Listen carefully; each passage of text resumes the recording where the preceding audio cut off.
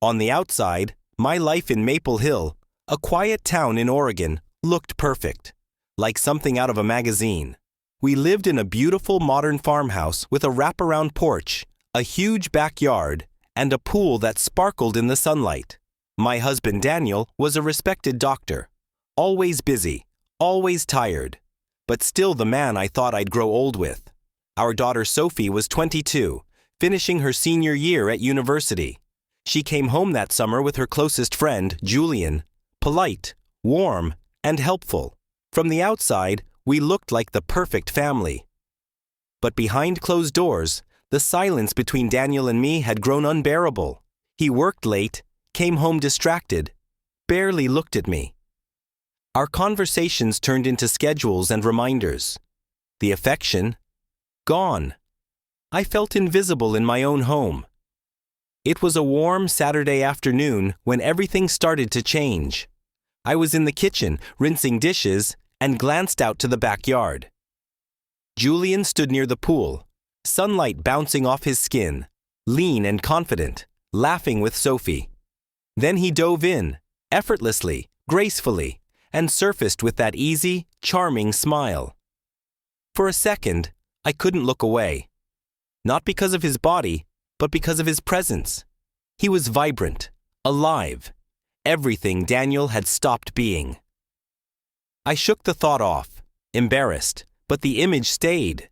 Over the next weeks, Julian was always around, helping in the garden, fixing things, watching movies with Sophie and me when Daniel worked late.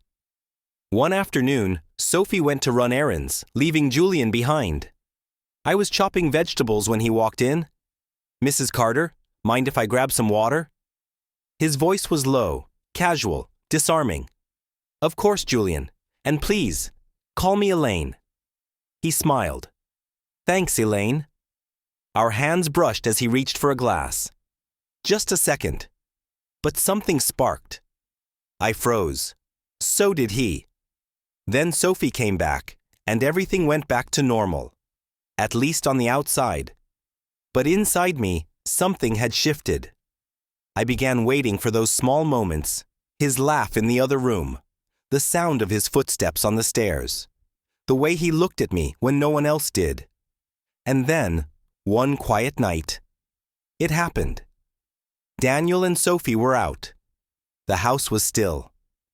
Julian came into the living room where I sat with a book I couldn't read. He sat beside me. Too close, our arms brushed. "You don't have to pretend anymore," he said quietly. "I know you feel it too." And I broke. I stopped pretending, stopped denying. And for the first time in years, I felt seen.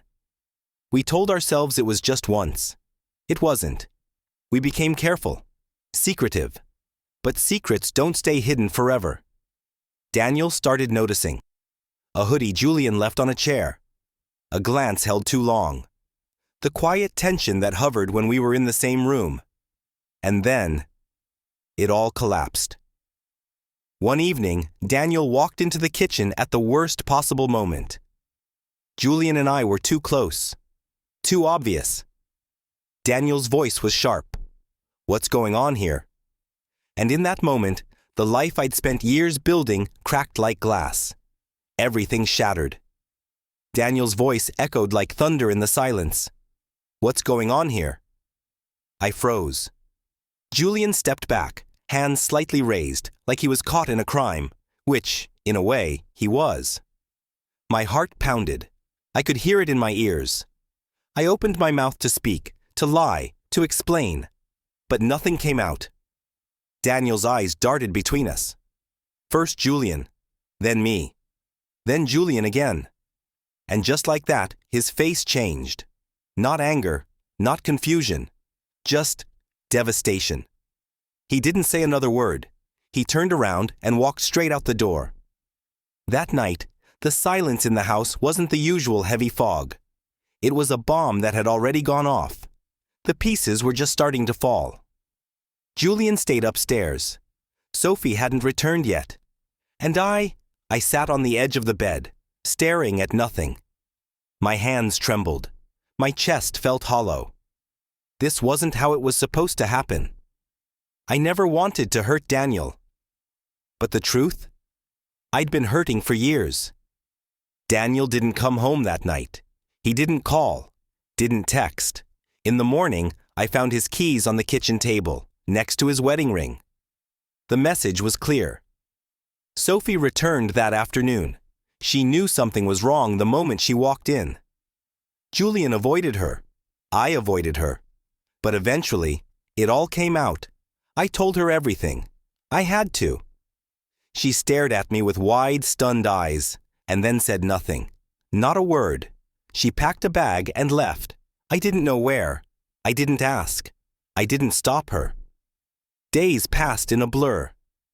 Julian tried to talk, tried to explain, tried to say it was more than a mistake, that he cared, but I couldn't hear it anymore. I told him to leave. He didn't fight me. He just looked at me like I was the one breaking his heart. And maybe I was. Or maybe we had all just broken each other. It's been 6 months. Daniel filed for divorce. Sophie barely speaks to me. Julian's long gone. I sit alone most nights. The house too big, too quiet, too full of memories I can't escape. The pool sparkles under the same sun. The lawn is still trimmed, but everything else, shattered. And sometimes, late at night, when the world is asleep, I wonder if I really felt alive for the first time with Julian, or if I was just desperate to feel anything again.